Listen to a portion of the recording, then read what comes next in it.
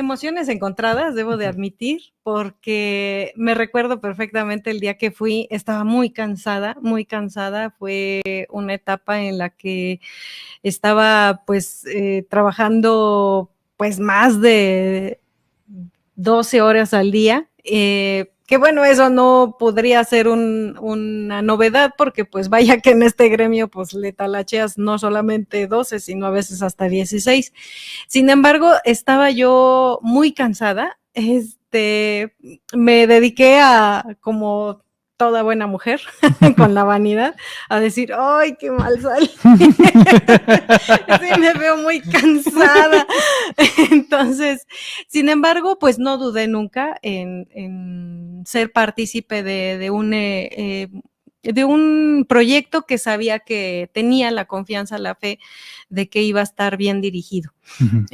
Conozco a Gerardo Naranjo por su trayectoria y sé que pues no iba a ser una cosa que tratara de enjuagarle la cara a ningún corrupto y bueno, pues siento que en general el proyecto como tal es muy profesional.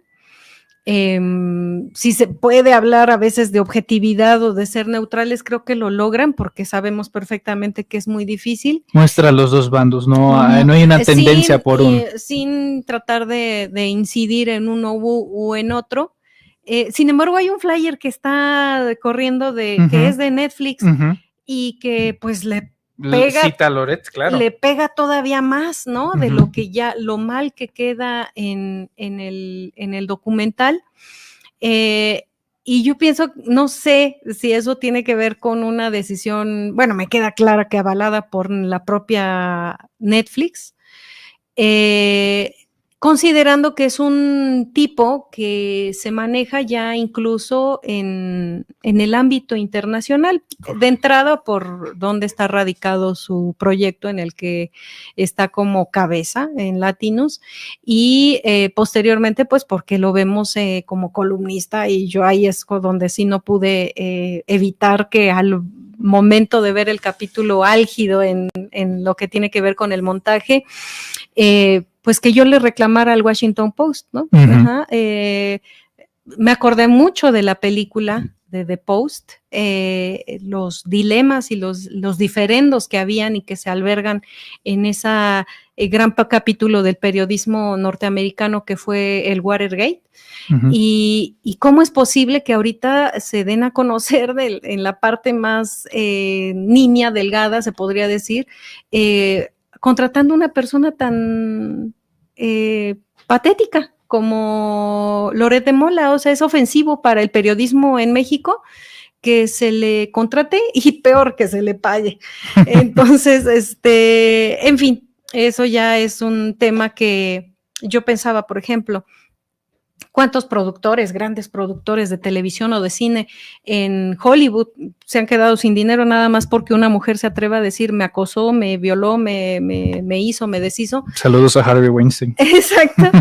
y que este sujeto tenga ya tan mal historial, ¿cómo es posible que una empresa que al menos por motivo empresarial debería de cuidar su prestigio, ¿no? Pues lo tenga escribiendo en sus páginas?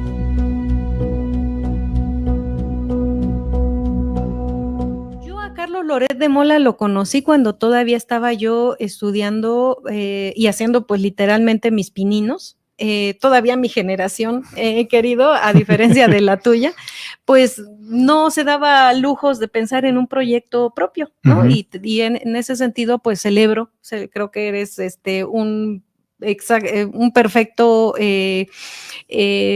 una figura de tu generación, de qué es lo que viene hacia la comunicación. Hace poco en la FES Acatlán lo comentaba y yo les decía, ustedes ya no tienen que estar pensando en a dónde se van a ir a trabajar o quién los va a contratar. Ustedes ya tienen la oportunidad de pensar en cómo se van a emplear y qué van a ofrecer a nivel de comunicación, porque efectivamente, digo, toda esta estructura que tú ya tienes montada, pues no cuesta 3 pesos, ¿verdad? Pero te la has forjado solo. No has tenido que estar ni yendo a dejar tus currículums en Televisa, en TV Azteca, etcétera. Y en el caso mío, pues yo desde la universidad yo ya estaba visualizando dónde quería trabajar. Entonces ya empecé nunca he ofrecido un currículum en ninguna parte. Es más, hasta hace muy poco. Que es muy extenso, por cierto. Sí, la verdad siempre más bien iba yo y ofrecía mi trabajo. Ajá, entonces no pedir, sino ofrecer. Ofrecer mi trabajo y me acerqué en su momento a Canal 40, el viejo Canal 40 de el otro Ciro Gómez Leiva, de la otra Denise Merker, ajá, donde ya hacían sus pinímonos los del Palomazo Informativo, en donde incluso estaba mi querido Fernando Rivera Calderón, y también me fijé en Detrás de la Noticia, que el otro Ricardo Rocha, ¿no? Los otros de antes. Sí, los porque ya no son los de pasó, ahora. ¿no? El chayote es malo. Chayote, indigesta, ¿sí? ¿No? Entonces, te echa a perder definitivamente. Yo me acerqué a Detrás de la Noticia, entonces él estaba como reportero de la Fuente Económica. Era el reportero financiero de Ricardo Rocha. Exacto. ¿Sí? Y admito porque él había estudiado economía. Se destacaba del resto de los reporteros, pues porque tenía carisma, tenía facultades muy desarrolladas en la conducción. Y me queda claro, o sea, él muchas veces incluso lo decía, a mí, yo no tenía pañales, a mí me cambiaban con papel periódico. Y era real, ¿no? Su familia, tanto de una formación política por su abuelo, su papá, periodística, y de un periodismo que era muy polémico, pero que pues hasta la fecha yo nunca supe que censuraran o que demandaran a Rafael Loret de Mola por tantas cosas y verdades bastante espinosas que contaba en sus libros. Entonces, pues sí, ahí es donde lo conocí. Por los horarios que yo escogí para ofrecer mi trabajo, pues sin querer me coloqué en un horario en el que estaba muy en contacto con la emisión que él encabezaba, que en ese entonces era la de la tarde-noche, de 6 a 8 de la noche en la tercera emisión de Detrás de la Noticia. La primera me acuerdo perfecto, bueno, pues era Ricardo Rocha, obviamente, el que la encabezaba, y era en esta etapa en la que Ricardo había salido curiosamente, como dijera Carmen Aristegui, de muy mala manera, de Televisa. Entonces, pues lo veíamos como el héroe, ¿no? El héroe que no se dejó censurar y que antes de que diera su brazo a torcer ante el poder económico y político, pues más bien optó por independizarse y generar un espacio pues pionero de lo que ahorita conocemos y se ha multiplicado y lo celebro en esta forma de ver en el internet y bueno, ahora más fomentado y exponencialmente con las redes sociales, de buscar ser un medio propio sin tener que estar dependiendo de las señales concesionadas, ya sea de televisión o de radio.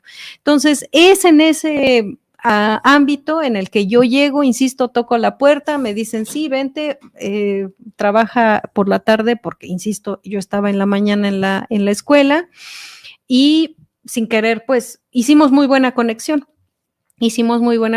Carlos Loret y una servidora, de que, pues, él le untaba mayonesa al pan y yo le ponía inmediatamente el jamón. Entonces, fue sin querer, fue natural, ¿no? La forma en la que nos conectamos. De hecho, como ando ahí preparando un librillo, que yo creo que ahora sí ya va a ver la luz muy pronto, pues estaba recopilando precisamente, ¿no? Él me hace una dedicatoria en un libro que escribió en esas épocas sobre el narcotráfico, el beneficio económico que aportaba incluso a nivel estado, a nivel nación, el negocio del narcotráfico y qué pasaría, esa era su tesis de la carrera de economía en el ITAM, qué pasaría si el narcotráfico desapareciera, ¿no? ¿Cómo se iría literalmente a una debacle una nación como México? Y entonces él me dijo que leyera el libro, que por favor que le diera un vistazo, le di mi opinión, y pues ahí todavía se afianzó más el colaborar, el sentir que estábamos pues como muy en una sinergia muy específica ambos. Correcto. Entonces, y posteriormente surge algo que nos incomodó mucho, me acuerdo perfectamente, que fue que esto que hablábamos aquí ahorita un poquito detrás de cámaras, ¿no? El tema de la dualidad de ser empresario y periodista. Efectivamente, Ricardo Rocha yo creo que se vio ante una disyuntiva tremenda en la que en algún momento tuvo que pensar en hacer una alianza que uno pensaba inconcebible en ese momento con TV Azteca. Cuando realmente yo conocí al Ricardo Rocha, pues que le pegaba durísimo a TV Azteca, específicamente, y a su vez también que había salido de Televisa. Y entonces surge esta posibilidad de fusión o de adherencia detrás de la noticia TV Azteca, y en ese preciso momento le surge una oferta a Carlos Loret de Radio 13, una estación muy pequeña que no sé si es más, no sé si sigue existiendo, que estaba en AM, y le ofrecen la primera emisión. Entonces fue una decisión, me queda claro, no fácil, porque incluso Ricardo se le veía una preferencia incluso sobre sus propios hijos, que vaya que Jorge Armando pues desde entonces ya al cual le envió un fuerte abrazo, toda la intención de destacar en el mismo ámbito que su papá,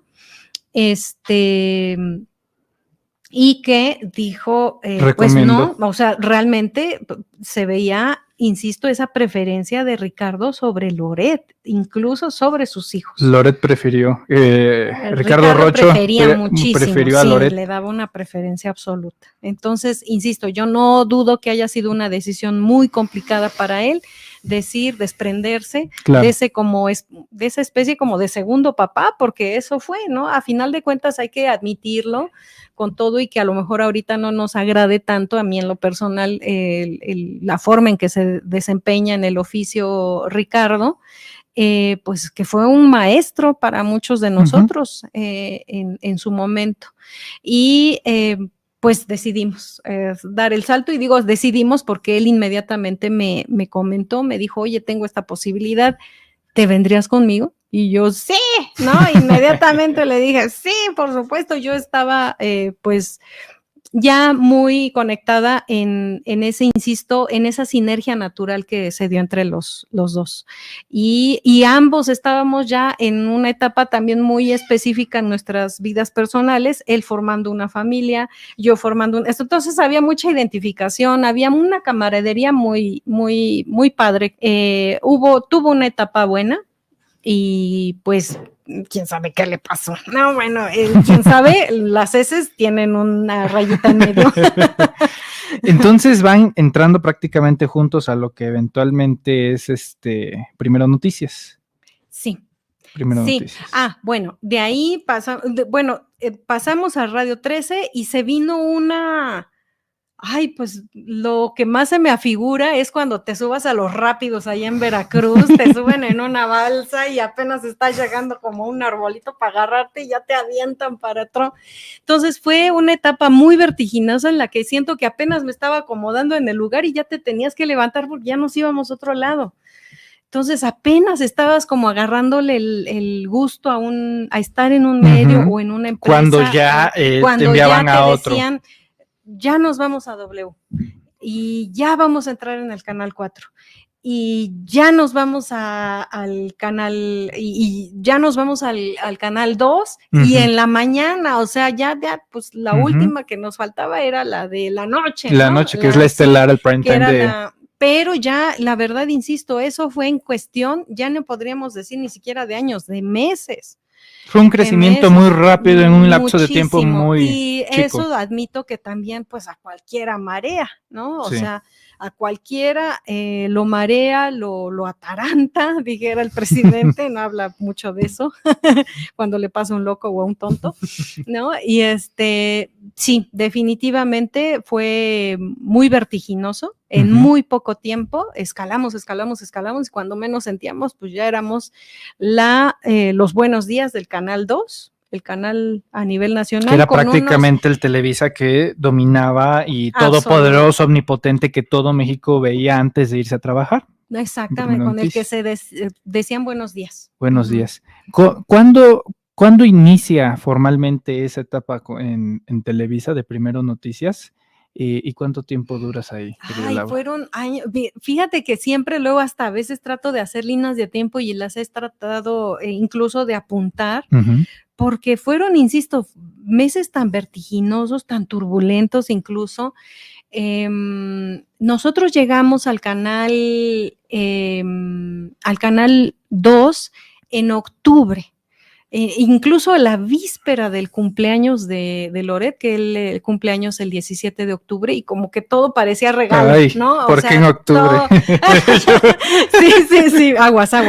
Sí, hoy no. Aguas, entonces ve vendiendo todas cámaras. Todos los de octubre ahorita están, híjole.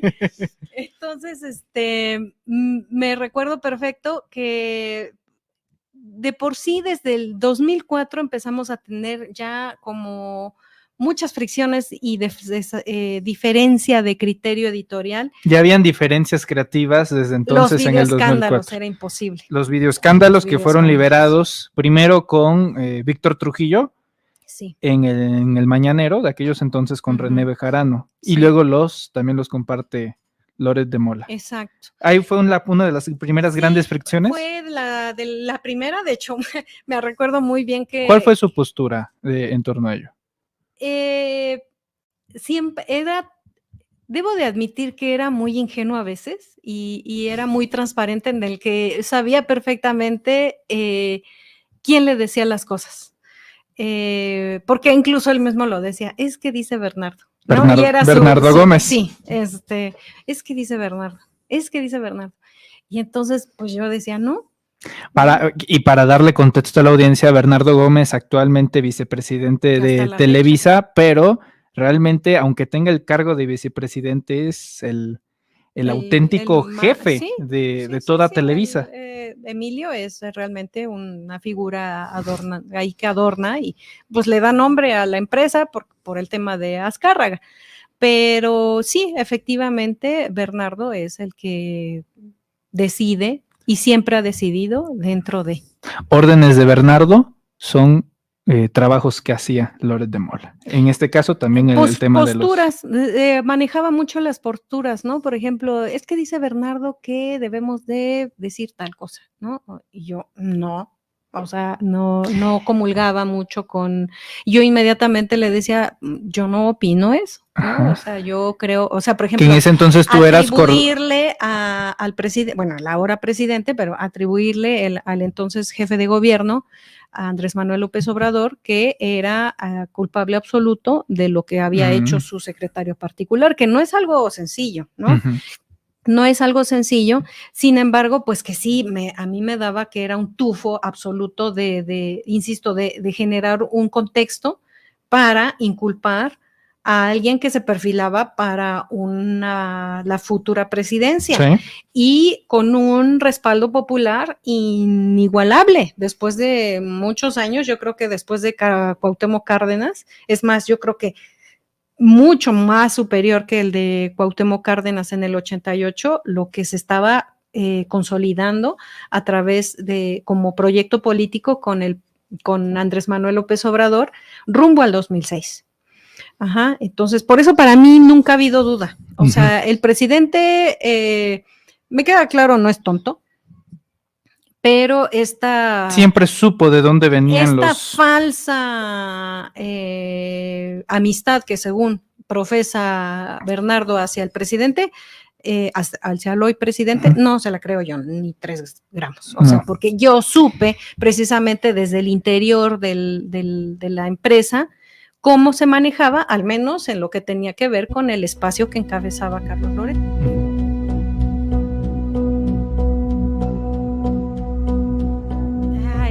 difícil. Mira, siempre he tenido yo conflicto, nunca me mandé a hacer tarjetas de presentación, jamás, ¿no? Pero me causaba conflicto porque yo decía, bueno, ¿qué soy? ¿Qué soy? Digo, hay algunos, incluso colegas, dentro incluso del área del ejercicio del periodismo de izquierda, que tratan de nulificar lo que yo hacía. No me importa, porque a mí lo único que me importa es saber lo que yo realmente sé vaya, pues lo viví, que hacía. Si me preguntas, era yo el clon de Loret. Era la persona que hacía lo que a él ya no le daba tiempo de hacer y cada vez más le daba menos tiempo de hacer lo que solía hacer, desde leer periódicos, desde hacer una reflexión sobre por dónde se estaban manejando las columnas políticas principales, incluso las económicas. A él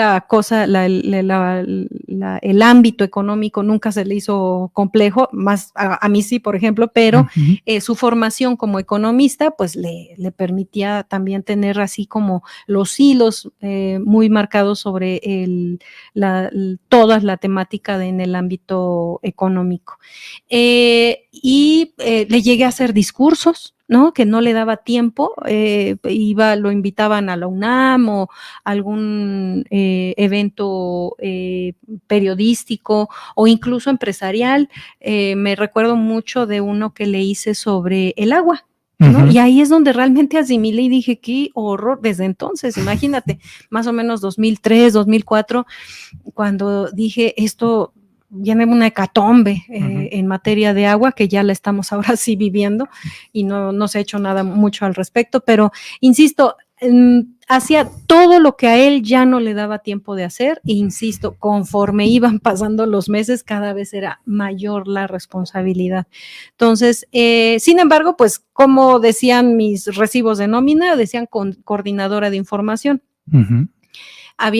Estaba también mi compañero Juan Manuel Magaña, que bueno, fueron pasando varias personas en ese ámbito, que era jefe de información, y yo realmente decía, a ver, ¿qué diferencia debería a veces sí me causaba, ¿qué diferencia debería entre el coordinador y el jefe? Pero bueno, a final de cuentas me daba cuenta que yo hacía mucho más. Okay. O sea, de que de entrada llegar a las 4 de la mañana y no me va a dejar todos los días, mi querido Juan Manuel Magaña, porque hasta él mismo dice, era el único que tenía permiso para llegar justo a las 6. Yo no, o sea, yo tenía que estar 4 de la mañana, ya tenía que estar ahí. Insisto, esa era mi labor, era muy amplia y a veces trascendía incluso al ámbito personal pues si algún día me acuerdo mucho de una ocasión que bajo qué circunstancias, pero tuve que ir a salir corriendo por una camisa porque la suya se le había estropeado y le urgía salir a cuadro. Entonces, de ese tamaño. Admito que era yo la persona más cercana, incluso su propia esposa me decía, era muy celosa y decía, eres la única mujer a la que te permito que te acerques a mi esposo, ¿no? ¿Así te decía? Sí, con Berenice Llaver. Entonces, insisto, o sea, era todo bastante y cada vez más, ¿no? Entonces, así era la labor. Llegó un momento, te acordarás que platicamos hace unos meses en el cual me narrabas pues prácticamente hasta un perfil psicológico de Loret de Mola, de cómo tenía una necesidad de hacer sentir su poder sobre los miembros del equipo, ¿no? De si no haces esto, mañana no tienes chamba, etcétera, etcétera, etcétera.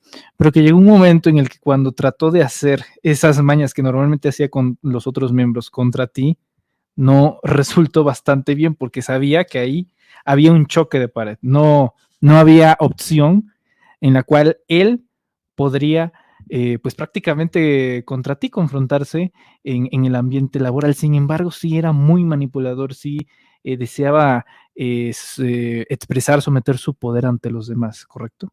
Así es. Sí, trataba de ser muy dominante y en especial desde que tuvo esa subida como la espuma, escalando a posiciones de auténtico poder dentro de los medios. Sí te marea bastante. Sin embargo, pues, y como el episodio que te conté con el tema de los pasteles, en que a diferencia de mis compañeras que pues muchas veces pues admitían porque pues decían es el jefe y que se dejaban pues, que se dejaban sumergir su cabeza en los pasteles dentro de los pasteles. Que había un cumpleaños, ¿no? Y cuando lo intentó conmigo, pues como te conté, terminó en su nuca, ¿no? Entonces, y sí, mucha gente me decía, Laura, si vienes mañana, y yo, pues creo que sí, no tendría por qué no ser distinto. Y ¿sabes qué, Manuel? Yo celebro tanto verme a mí misma a través de los años, que sigo siendo la misma. Que sigo siendo, o sea, que no he dudado. Insometida, inconquistable, exacto. Libre. Muchas veces, por ejemplo, incluso de personas a las que respetamos, estimamos, nos resultan entrañables, pues, no digo nombres para no, pero ya le sacan el tuit de hace 5 años y dices, ¡ay, qué pena! No, así pensaba. Exacto, pero a ver. Y tú no, tú ves los de hace 10 años y dices, oui, claro. Alguna vez por ahí me trataron de sacar que si era yo, ¿cómo me dijeron? Estos de Van Pipe, las granjillas del Van Pipe, gordofóbica, porque, bueno, a ver, siempre he cuestionado que vivimos en un sistema que te pone de oferta estar obeso, ¿no? O sea, que definitivamente jornadas laborales inhumanas, donde vas a la maquinita de la empresa donde estés trabajando y pues es pura porquería lo que te venden ahí, pero pues tienes hambre, pero pues tienes que entregar rápido el trabajo. A ver, me queda claro que lo que me puedan llegar a sacar por ahí tiene que ver con una crítica muy específica a un sistema de vida que te fomenta el estar obeso, que correcto. Tienes que hacer, la verdad, proezas muy tremendas para no permitirlo. Entonces, no es fácil, ¿no? Pero, insisto, me celebro que a través de los años, pues sigo siendo la misma y quizá el único cambio es que ahora lo hago con más firmeza y mayor convicción.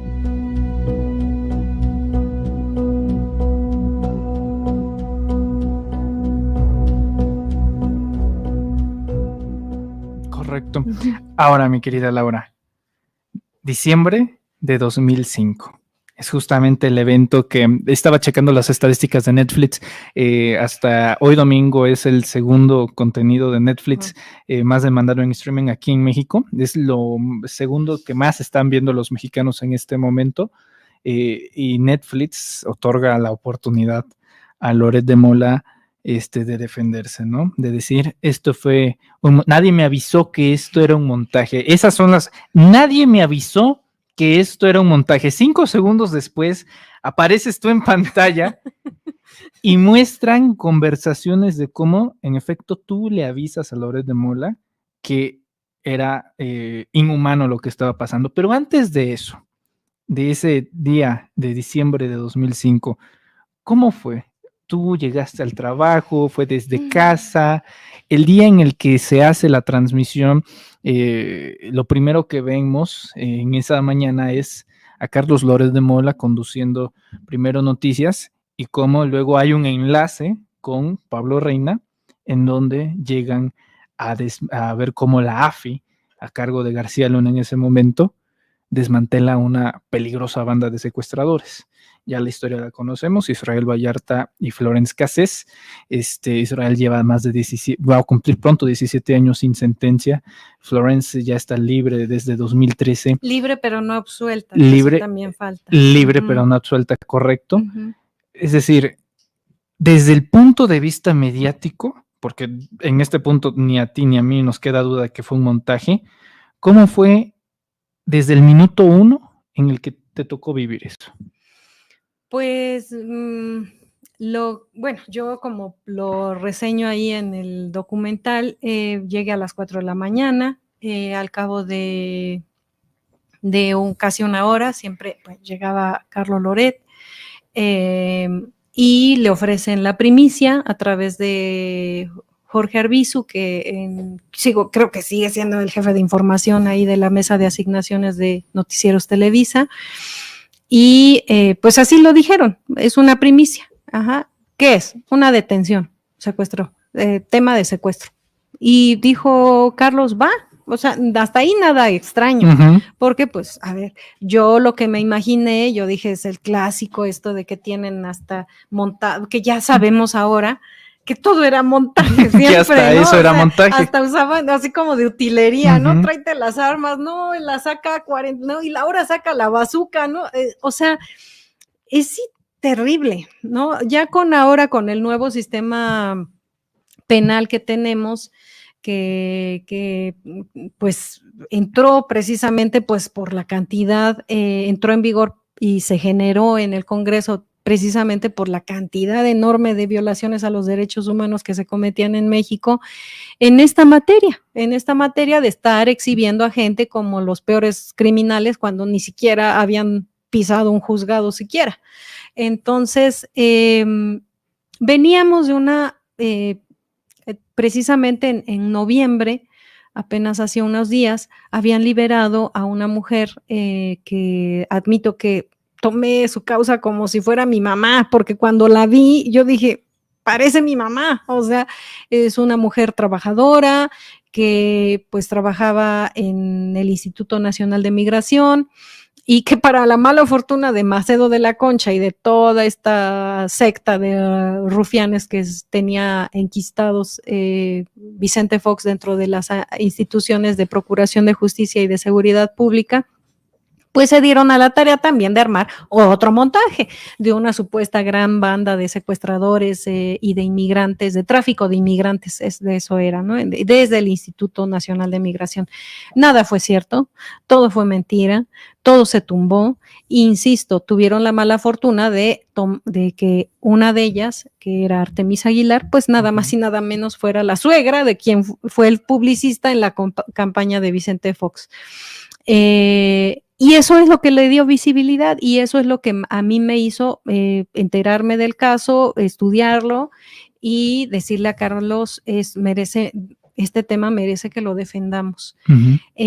Afortunadamente no pasaron tanto, ni siquiera un año, fue un tema de meses, pero fueron bastante, pues imagínate, ¿no? O sea, tu mamá en la cárcel. Claro. O sea, ha de haber sido una cosa muy traumática para la familia. Para Santiago Pando, pues fue un shock porque no podía dar crédito que la apuesta política, la que ayudó a ganar, se supone, claro, a través de la publicidad, pues ahora estuviera yéndose en contra de su familia, ¿no? De sus seres queridos.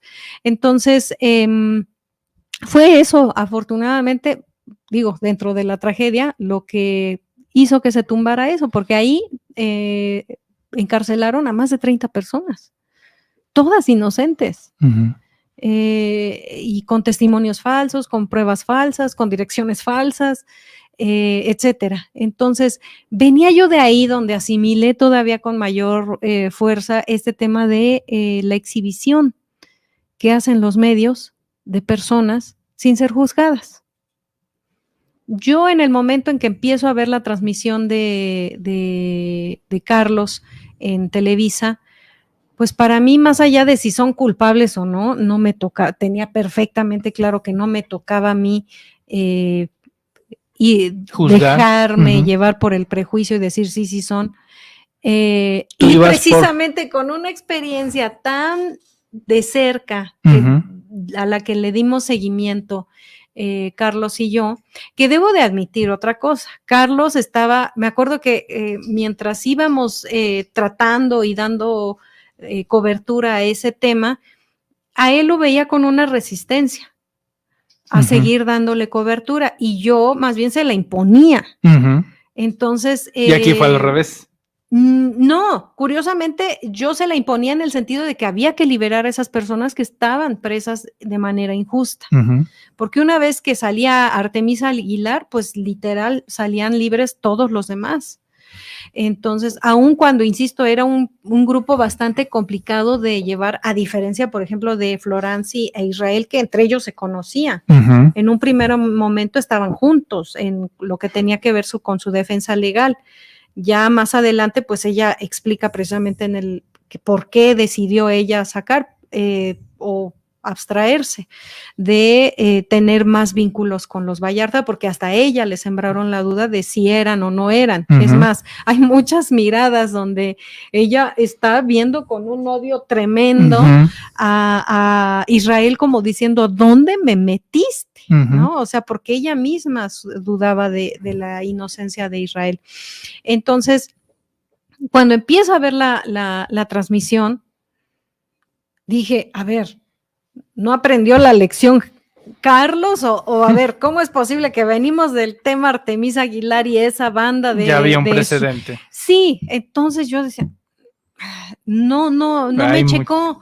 Y luego de pronto las armas ahí, el ver las armas, y yo decía, qué irresponsables, ¿cómo es posible que la policía meta reporteros que no traen ni siquiera chaleco antibalas, mientras los otros con casco y lentes y no sé qué? Y yo decía, qué irresponsabilidad meter ahí, y luego mostrar identificaciones. Y luego ves ahí como, era una covacha, a final de cuentas lo que se alcanzaba a ver. Y yo decía, ay, sí, covacha, pero los portarretratos muy acomodados ahí. Y ¿Fue en vivo? No. ¿Fue en vivo, Laura? En vivo la recreación, sí. Sí, fue en vivo. O sea, sí. No fue un material pregrabado, fue totalmente en vivo. Completamente. Porque igual se plantea en el documental la Pablo duda. Reina. ¿No miente? Completamente en vivo. ¿En qué miente Pablo Reina? ¿En qué miente Pablo Reina? En que efectivamente sí hubo una especie de organización previa para acomodar todo, ¿no? Donde se paran, a ver, regrésense, porque vamos a comerciales y primero deportes y todas estas cosas que ya se han dado a conocer, pues sí. Y no puede decir Pablo que él mismo fue víctima en su momento, pues como siempre, en el hilo más delgado, ahí es donde dijeron, si hay que pagar como televisora, corran a Pablo, ¿no? Y Pablo se defendió, en un primer momento se defendió. Estuvo a punto de ganar el litigio laboral, consiguió una recomendación a favor de él, en contra de la entonces Agencia Federal de Investigación, que lo difamó en el sentido de que dijo la AFI que él era el que específicamente había pedido la recreación. No hubo forma de que defendieran eso. Insisto, con una recomendación, estaba ya a nada de ganar su litigio y en ese momento lo jalan de Televisa, como no destacaría esa parte demasiado como un tema de sospecha, porque eso es común en cualquier litigio, incluso de índole laboral, que si ya ven que ya estás a punto del precipicio y vas a perder, la empresa le dice al trabajador, oye, vente para acá, no podría pagarte lo que viene en el litigio que te voy a pagar, pero negociamos, es esto, ¿no? Entonces, aceptó, entonces ya no se concretó la sentencia laboral y él entró en un convenio de indemnización a su persona, ¿no? Y entonces eso lo aceptó. Y también con un acuerdo de discrecionalidad, de guardar absoluta sigilo sobre el contenido y los detalles de ese acuerdo, que también está en su derecho de aceptarlo. Pero sí, al menos el Pablo Reina, de ese que se defendió y que hizo valer sus derechos, yo no entiendo cómo es posible que ahorita se sume a la postura de Carlos Loret a decir que el medio no tuvo, o sea, que quién sabe, que las autoridades, ¿no? Por ahí dice, lo que se haya montado, recreado, no es asunto de las autoridades. Es mentira. Estuvo coludido. Mentira. Sabía. A él le ordenaron, regrésate, porque ya estaban entrando, y le dijeron, no, mejor entramos en el enlace, porque eso está chingón. ¿no? Así o sea, dijo, eso esto está chingón. Eso está chingón. Eso está chingón. ¿Será posible que se regresen? Y en ese sentido, ahí está el testimonio de Juan Manuel Magaña, que Juan Manuel Magaña estaba sentado dentro de la cabina de producción, viendo precisamente ahí en toda esa serie de pantallas sí, lo que iban captando las cámaras de manera previa antes de que saliera al aire. Y tú en 13 ocasiones diferentes dijiste, para allá. 13, querido. 13 ocasiones. 13. 13, o sea, cuando veo... o sea, él estaba en el noticiero, viendo todo lo que todo el mundo estaba viendo, y tú en los Nokia de hace el 2005, ya no son los smartphones de ahorita, ya no era un WhatsAppazo. Ni siquiera, fue de mi computadora a la computadora de él. ¿Por qué? Porque había una intranet que hasta la fecha sé que opera en Televisa, que se llama Appstar, o también se le conoce como iNews, que es una intranet donde no tienes necesidad de paquetería Office ni de estar navegando en internet. Fue computadora. Desde el chat que había establecido ahí, Celoret, oye, y todos mis mensajes fueron en ese chat. Y tú le dijiste, Carlos, esto está mal, está violando la presunción de inocencia, es una ciudadana de origen francés, te puedes meter en un problema diplomático. Es decir, tú lo estabas cuidando, protegiendo para que él no se viera perjudicado, no se equivocara. Exacto. Y él te dijo, no te calientes, no te voy a hacer caso, esto es nota. Exacto. Tardó mucho en responderme, era evidente que no estaba atendiendo mis chats, ¿no? Yo estaba en la redacción, en los primeros mensajes yo estaba en la redacción, y cuando le empiezo a escribir, yo veía el enlace y bueno, yo decía, no va a quedar más que en un enlace a lo mejor de 5 minutos, que no, fue más de 10. Entonces, pero sí, o sea, no daba crédito, la verdad, no daba crédito, e insisto, precisamente por haber estado tan involucrados en el tema de Artemisa Aguilar y su liberación, ¿cómo era posible que ahora hasta lo pasáramos en vivo, un montaje? Claro. ¿No? O sea, y bueno, obviamente yo no usé la palabra montaje porque no me constaba. Claro.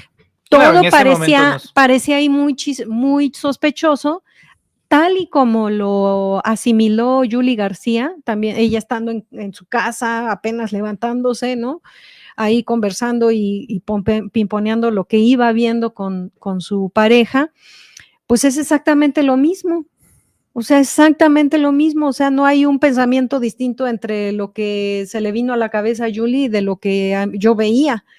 Entonces, sin embargo, ya con el paso de los años, fui asimilando que la no atención a mis chats no tenían que ver con un tema técnico de que pues estaba tan en el fragor del vivo que no los vio, es porque efectivamente él ya para entonces ya sabía perfectamente lo que estaba haciendo. Ya tenía conciencia de que era una cosa anómala, al menos anómala, y decidió de manera personal continuar, seguir adelante, participar de ella. Porque insisto, o sea, todavía el Carlos Loret que yo conocía, en el momento en que le están infringiendo dolor y están sometiendo a Israel, él pudo haber dicho, a ver, Pablo, ¿quién está tomando el cuello de el famoso brazo? Y en ese momento la cámara incluso girar. Lo que me hace entender que Carlos estuvo de acuerdo en participar en una cosa indebida, violatoria de derechos humanos, desde antes de iniciado el noticiero, fue precisamente que cubrieran la identidad de Luis Cárdenas Palomino.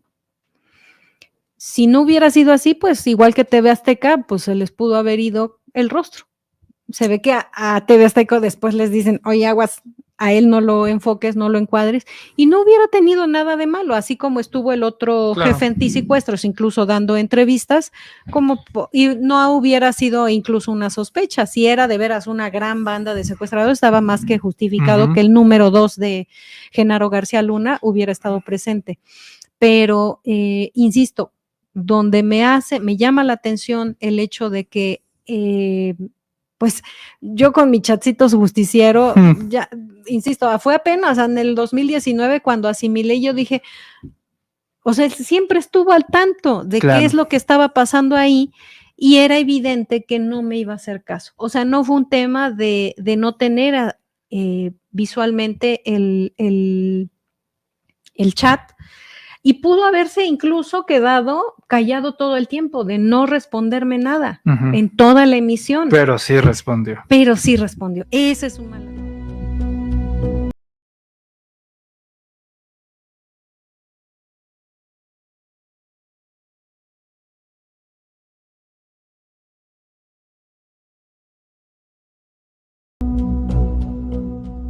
Dice él también en el documental que fue el peor día de su vida laboral. Y tú replicas en un tweet, que la última vez que lo vi ahorita no sé cuánto lleve, pero replicas en un tweet que creo que lleva más de 3,500 likes y dices que ese mismo día se fueron a desayunar en no sé en dónde, a festejar, prácticamente con el champán todo listo por la gran victoria de ese día en términos de rating. Termina el programa, te ves con él, te invitaron a desayunar, me comentaste, para festejar lo que habían logrado transmitir, y tú dices, no voy. Me acuerdo que terminó la emisión, Loret, pues su oficina estaba junto a la redacción del noticiero que él mismo encabezaba, y me acuerdo perfectamente, entra con Bernardo y con Azucena, y estaban felices. Azucena Pimentel. Y estaban felices, y entonces, vámonos a desayunar, Bernardo invita, ¿no? Entonces, a ver, ahorita hasta un montón de granjillas patéticas me han estado molestando queriendo molestar, pero no lo han logrado. En el Twitter donde dicen, bueno, es que nada más ese día desayunaron, ¿no? A ver, no era común que un vicepresidente de la televisora donde trabajabas te dijera, vámonos a desayunar todos. Claro. Obviamente yo no no alcé la voz y protesto, yo no voy. O sea, todos se fueron, obviamente encantados, y no condeno ni cuestiono a compañeros que pues simplemente hayan pensado, pues sí, fue un triunfo, indudablemente fue un triunfo en materia de rating. Había que celebrarlo, pues está bien, ¿no? Pues si no hubiera sido por el objeto de lo que a lo mejor hasta yo hubiera ido. A mí en lo personal nunca me llamaron la atención estas invitaciones eran muy famosas las posadas de Bernardo en su rancho en Valle de Bravo, que tú accidentalmente fuiste a toparte con esa casa. Pero a mí no. O sea, alguna vez, Carlos, me acuerdo perfectamente que me decía, oye, acompáñame a la posada de la casa de Bernardo. Y yo, ¡ay, no! Guácala. No, o sea, no, se cuentan muchas cosas. Se cuentan muchas cosas. ¿Qué pasaba en esas fiestas? Es donde realmente se hacía de material muy comprometedor de todos sus colaboradores. Todos. Paso 1, tenías que dejar tu teléfono en una cajita a la entrada. No podías entrar. No podías entrar, tu teléfono en la caja. Entonces, tu teléfono en la cajita. ¿Y qué pasaba allá adentro? Y adentro, pues, se daban de todas las cosas. O sea, cuentan varias fuentes, porque no nada más es una. Hay un video, por ejemplo, de Carlos Marín haciéndole al perrito, como un perrito. ¿Qué? Ahora sí que en 4 patas en el piso y divirtiendo al vicepresidente. O hay otra donde escenas como de Ciro Gómez Leiva cantando Las pecas de la espalda, enseñando auténticamente pecas en la espalda de la canción de Lucero. Digo, desde cosas así tan fiesteras, pachangueras. Tan que podrías decir, bueno, ¿qué tiene de malo eso en un reventón? ¿No? Pero sí, luego habían cosas. Sé que de ahí se hacía, insisto, de material que sabía perfectamente que podía con ese extorsionar, obligar a sus colaboradores, o bien en vengarse, ¿no? De ellos. Me queda claro que todo parece suicida las posturas a veces de Ciro o del mismo Carlos Marín.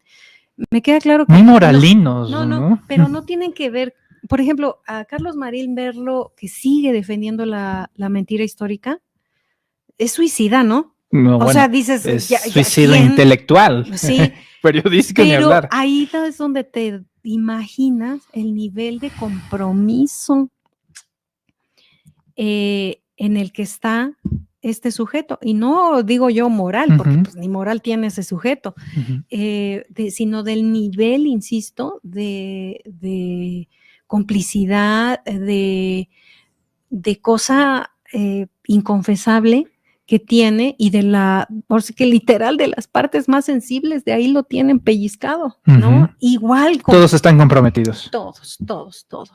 Entonces. ¿En algún momento a ti te quisieron también llegar por ahí? Insisto, como nunca fui, bueno, ni a la posada famosa, ¿no? O sea, a la que sí podíamos entrar todo mundo, nunca fui. O sea, no me llamaba la atención. Y mucho menos, insisto, la vez que Carlos, y me quedaba claro que Carlos quería acompañarse de alguien, deja tú de que si fuera yo o no, se quería acompañar de alguien, pues como para no incluso sentirse tan solo. Tenía que estar acompañado de alguien. Normalmente se autopercibía solo. Escenas en las que pudieras comprometerte dentro, pues obvio no las podías vivir con tu esposa. Entonces, por eso me queda claro que por qué no invitaba o se hacía acompañar de Bere, que bueno, nunca supe realmente con quién se hacía acompañar finalmente. A mí nunca me llamó la atención. A Bernardo en general, bueno, yo lo conozco a él en persona, pues porque me lo topaba a veces en los pasillos, pero nunca fui de las personas que fuera ahí a besarle la mano, ¿no? O sea, no. Como que siempre me causó mucha desconfianza, repelía yo su personalidad.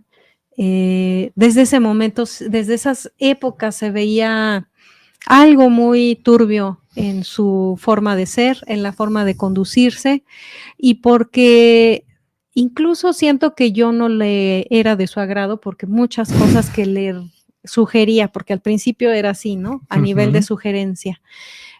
Que le sugería que él le sugería a Carlos, pues yo se las tumbaba.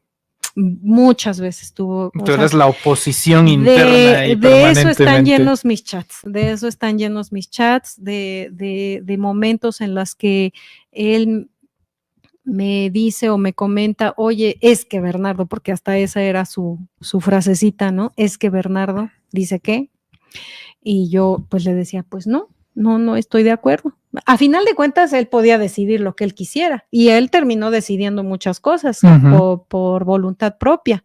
Sin embargo, yo creo que admito que al menos intentaba tener una perspectiva diametralmente distinta, porque sabía, yo creo que en el fondo sabía que yo nunca le iba, ay, sí, pues es el jefe, no, hazle caso, y mira, hay que, ya para llegar a la noche, y nunca, jamás. Para ir finalizando, mi querida Laura, ¿cuándo fue la última vez que entablaste conversación con él, con Loret de Mola? Es lo que te estaba platicando, ya no te lo terminé de contar. Estoy recopilando precisamente la última interacción que tuvimos. No, bueno, ahí son dos eventos muy chistosos. La última, así, pues que realmente ya no fue personal. De manera personal fue cuando él me castiga, según, ¿no? O sea, trato de... Sí. Resulta que me di cuenta que empezó a usar a Azucena, precisamente, a Azucena Pimentel, como para generar un escenario de conflicto, ¿no? Y que entonces él tuviera como la excusa de castigarme o de correrme. Porque me queda claro, vino el 2006, ya era así, para mí ya era, tengo que ir a trabajar, ¿no? O sea, de verdad era, ¿de qué voy a ser testigo hoy? ¿Qué va a pasar hoy? Todos estábamos con la esperanza de que el fraude no se consumara. Mi último día de trabajo fue cuando se dio a conocer el fallo del tribunal para rechazando el voto por voto. Y validando el supuesto y ficticio triunfo electoral de ¿Calderón? Felipe Calderón. Ese día fue coincidencia, pero ese día fue que yo siempre hacía yo mi selección y veía algunas cosas que era oportuno destacar de la prensa nacional, y entonces pues las escogía y las mandaba a un área técnica donde las capturaban, y entonces esa área técnica ya me avisaba, ya las tenemos con el título que le pusiéramos, etcétera. Eran, no sé, desde caricaturas políticas hasta reportajes, por ejemplo, con una relevancia específica, de primera plana en algún diario, etcétera. Entonces, se las paso yo a Azucena. Obviamente yo le tenía que avisar a Azucena ya está esto. Y ya venía varios días atrás en los que hasta un mensaje así de inocuo, de, oye, ya están las capturas. Azucena trataba como de, también lo tengo en los chats. Todo está documentado. Todo está ahí. O sea, no se da un paso sin guarache. No hay forma de que me digan que no. Entonces, manifestaba inconformidad, ¿no? O sea, con tu trabajo. Sí, o sea. Era una búsqueda de buscarle cualquier detalle, el pormenor. El cabello en la sopa se lo querían encontrar y nunca lo encontraron, ¿no? Entonces, era esa obstinación, yo ya la detecté y lo sentía en una mancuerna muy específica.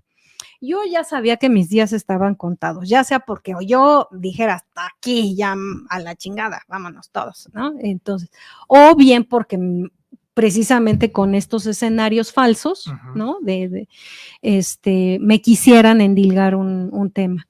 Me acuerdo mucho de una ocasión, tuvo una ausencia Loret en verano, después de la elección, pues por vacaciones. Y en ese momento fue que surgió un desplegado, porque también estaba la guerra de desplegados, unos a favor, otros en contra, de que sí había ganado, si no había ganado, que sí era un mesías, que si no era un mesías, etcétera, todo eso, ¿no? O sea, a flor de piel la polarización. Entonces, surge un desplegado donde estaba, creo que Carlos Monsiváis, varias personas diciendo o avalando pues al candidato presidencial de izquierda, a Andrés Manuel López Obrador, y yo le dije, oye, Azucena, pusimos el otro, donde varios que se supone que era de izquierda, pues literal decían, le decían a Andrés Manuel, acepta tu derrota, pero está este otro donde se pronuncian por el voto por voto, casilla por, entonces le digo, oye, si tuvimos uno, hay que tener el otro. ¿Lo dudó? Sí, lo dudó, sin embargo, tengo entendido que hasta lo consultó, ya sabes, con Bernardo, y la instrucción dijo, sí, va. No fue con Bernardo, fue con Polo Gómez, y Polo dijo, bueno, si pasó uno, no tendría por qué no estar el otro. Ok. Sin embargo, conforme fueron pasando los días, se fueron bajando algunos de ese desplegado, de que sí les habían comentado de su existencia, pero ellos no habían avalado del todo que apareciera su nombre. Sí.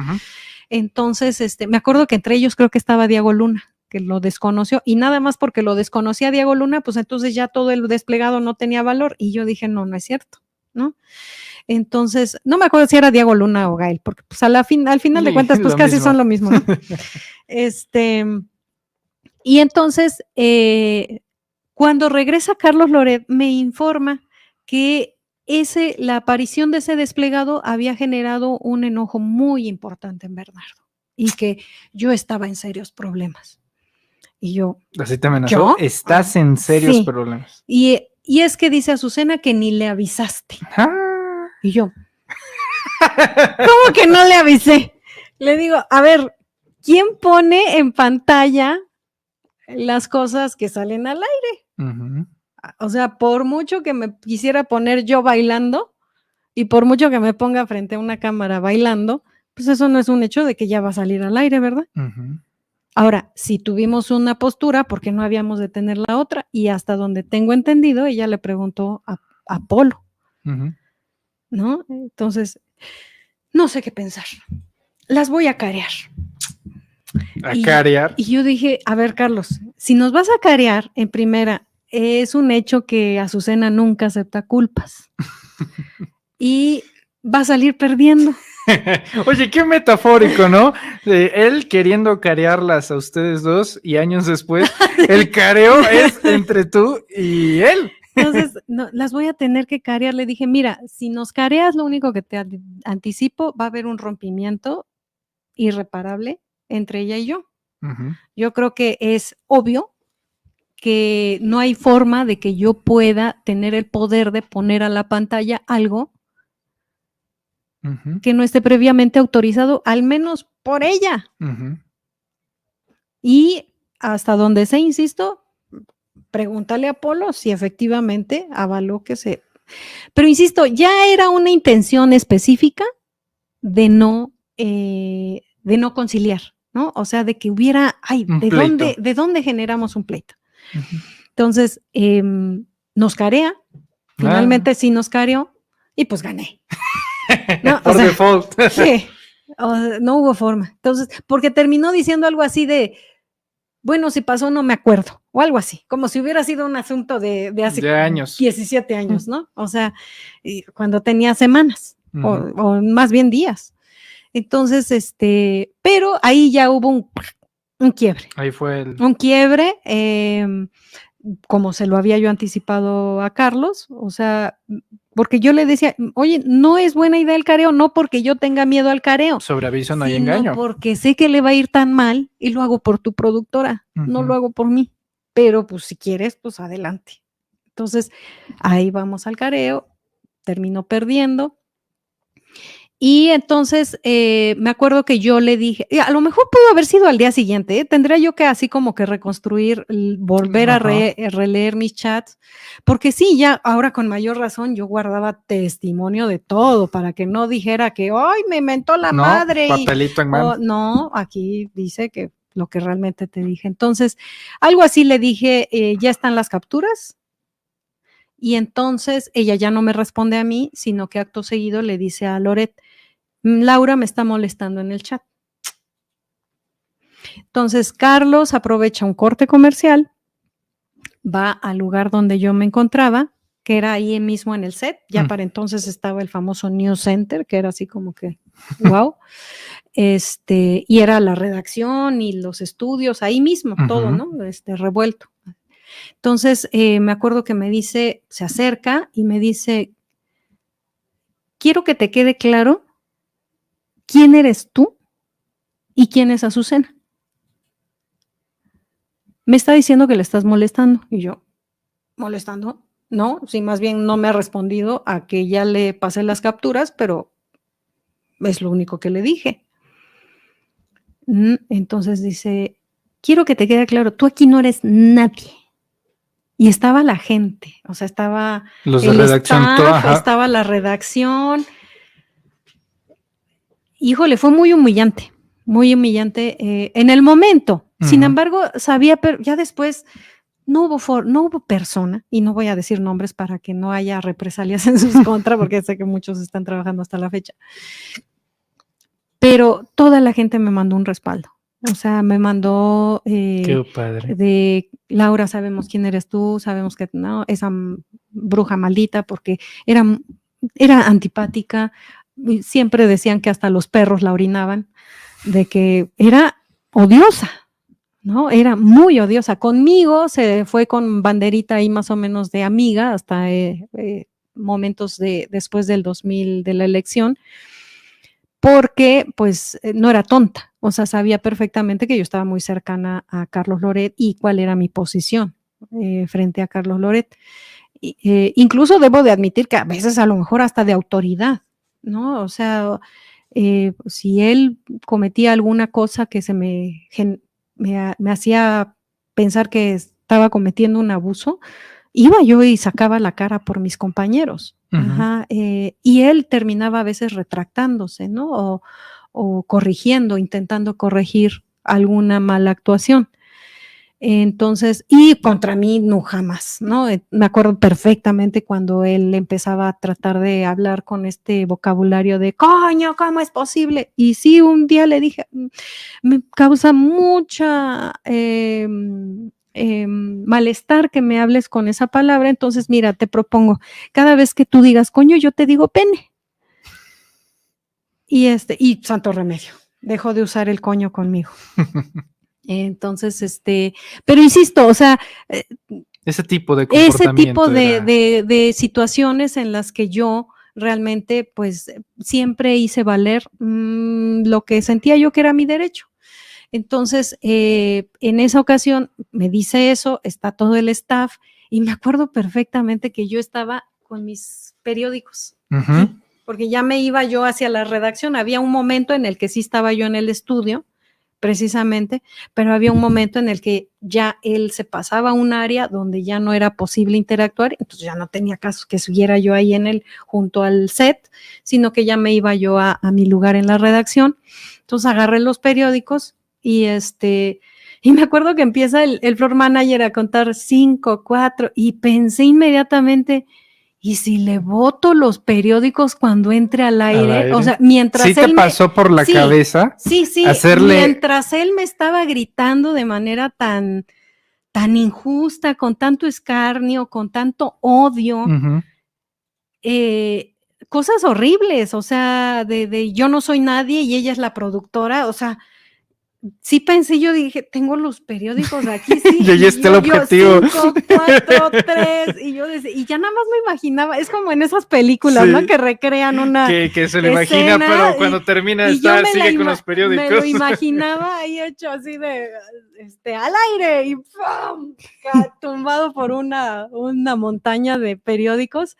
Bueno, hubiera sido muy cómico, hubiera sido ya, pero bueno, me la tragué y dije, agarré mis cosas y todavía iba yo caminando. Hubiera sido heroína nacional, déjame decirte, o sea, no, se hubiera hecho una fecha conmemorativa para recordarlo, A través de los años quizá, pero en ese momento hubiera sido yo una loca desquiciada porque pobrecito, insisto, Loret estaba en el tótem de su credibilidad, ¿no? En el momento cumbre de su credibilidad.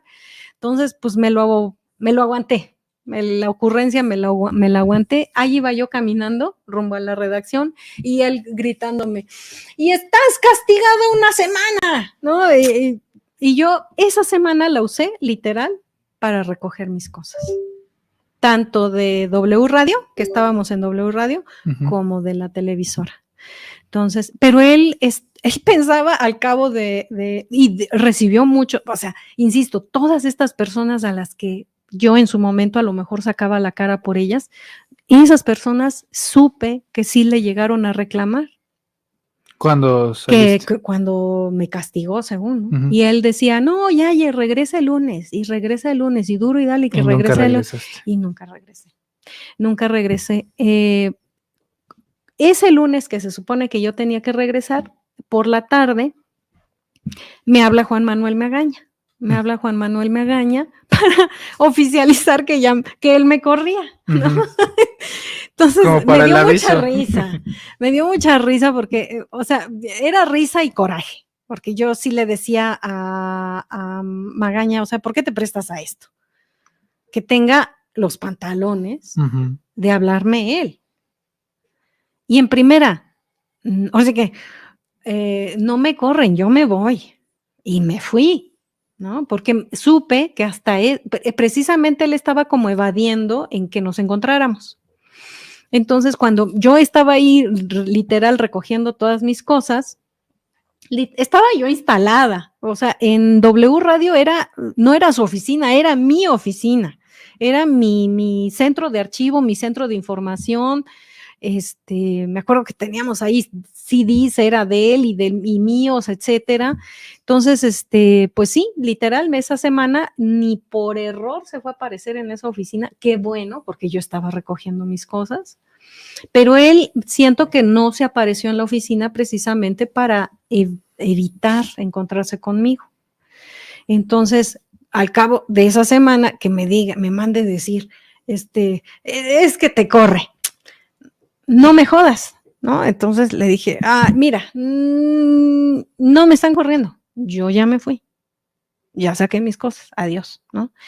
Entonces, de hecho, ese día me acuerdo que hablé yo a sistemas y les dije, den de baja mi cuenta del, ¿no? Pero antes, ring, imprimiendo todas mis cosas.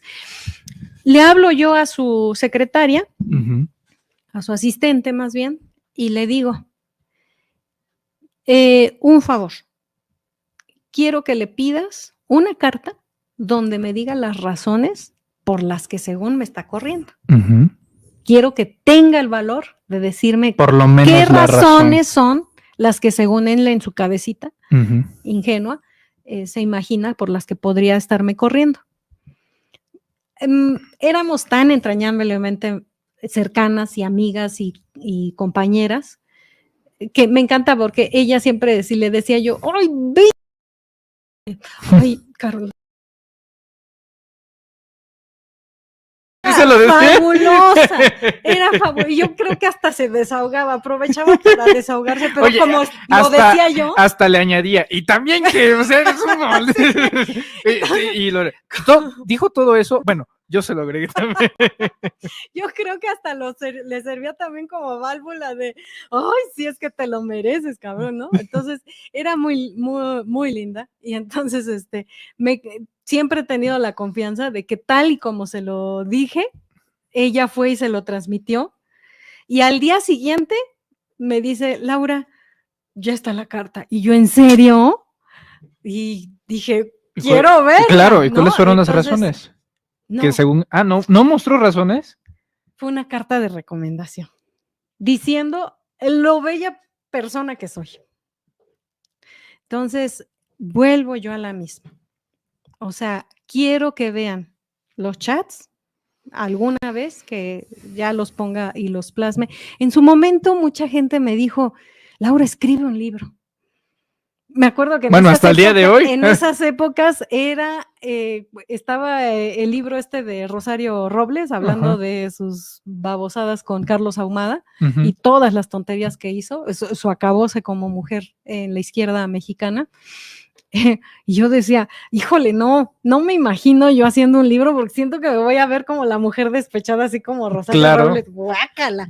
No, sin embargo, ahorita al cabo del tiempo, ya las condiciones han cambiado. Siento que han cambiado y yo quería meterle un matiz académico. No académico en el sentido que de aburrido y alejado a la sociedad, sino un matiz que deje una enseñanza. De cómo funcionaban. De cómo funcionan. Sigue funcionando. Estas cosas que hemos visto en España, de los medios convencionales contra Podemos, es exactamente lo mismo. Y lo que puedas estar viendo en Argentina contra los Kirchner es lo mismo. Y lo que vimos en contra de Lula y Dilma en Brasil, lo mismo. Y en contra de Petro en Colombia y en contra de todos. Pedro Castillo en Perú, lo mismo. Entonces, no me quería quedar en el testimonio de, ay, pobre Laura, no, yo decía, no, quiero dejar algo, un testimonio que funcione, que sirva. Este es el manual para controlar. Pues no sé si a nivel de manual tampoco no me quiero dar esas dotes que no me corresponden, pero sí compartir mi experiencia. Y a final de cuentas, digo yo que es el fenómeno de la metamorfosis al revés, ¿no? De mariposa, bella, reluciente, prometedora en el periodismo, a un triste gusano. Eso es lo que ha vivido Carlos Loret. Mi querida Laura, te agradezco mucho el tiempo por estar aquí con nosotros. Te dejo con lo siguiente. Te voy a decir unas pequeñas palabras, preguntas, y tú me contestas sí o no, o una frase corta. ¿Estás de acuerdo? Por supuesto. Perfecto. ¿Loret de Mola es culpable? Para nada es en el sentido estricto de culpabilidad única, no. Eso es lo que también creo que es importante. Es una connivencia, es como la verdad histórica. No hay uno solo. No hay uno solo. Es todo. Es cómplice. Correcto. Cómplice. Israel Vallarta es inocente. Inocente, absolutamente. Estoy convencida. ¿Extrañas Televisa? Para nada. no, es más, desde el día 1, nunca quise estar ahí.